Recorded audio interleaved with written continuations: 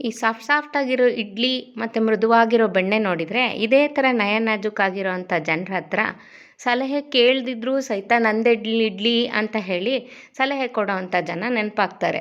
ಇಡ್ಲಿ ಅಂತಂದರೆ ಎಲ್ಲರಿಗೂ ಫೇವ್ರಿಟ್ಟು. ಅದ್ರ ಜೊತೆಗೆ ಈ ಥರ ಸಲಹೆ ಕೊಡೋ ಚಟ್ನಿ ಸಾಂಬಾರು ಇದ್ಬಿಟ್ರೆ ಭಾಳ ಅನುಕೂಲ. ಹಾಗಾಗಿ ಇದಕ್ಕೆ ಗ್ರೀನ್ ಕಲರ್ ಚಟ್ನಿ ಅಂತ ಸೂಟ್ ಆಗಲ್ಲ.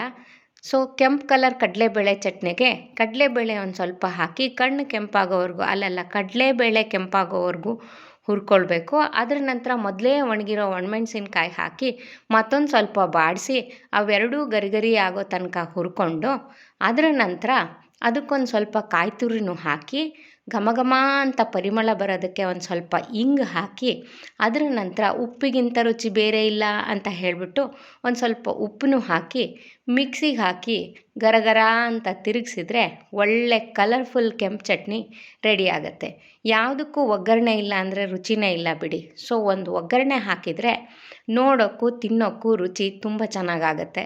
ಸೊ ಇದಿಷ್ಟು ಮಾಡ್ಕೊಂಡ ನಂತರ ದಿಢೀರಾಗಿ ಟೊಮೆಟೊ ಹಣ್ಣು, ಈರುಳ್ಳಿ, ಮೆಣಸಿನ್ಕಾಯಿ, ಬೇಕಿದ್ದರೆ ಬೆಳ್ಳುಳ್ಳಿ, ಅರಿಶಿನ, ಒಂದು ಸ್ವಲ್ಪ ಎಣ್ಣೆ, ಕಾಯಿ ತುರಿ, ಹಾಗೆ ನೀರು ಇದಿಷ್ಟು ಹಾಕಿ ಒಂದೇ ಸಲ ಕುಕ್ಕರಲ್ಲಿ ಕೂರಿಸಿ ಒಂದು ದಿಢೀರ್ ಸಾಂಬಾರು ಮಾಡ್ಕೊಳ್ಳಿ. ಅಷ್ಟರಲ್ಲಿ ಈ ಕೋಪಗೊಂಡಿರೋ ಗಂಡನ ಥರ ಹಬೆ ಆಡ್ತಿರೋ ಬಿಸಿ ಬಿಸಿ ಇಡ್ಲಿ ರೆಡಿ ಆಗಿರುತ್ತೆ.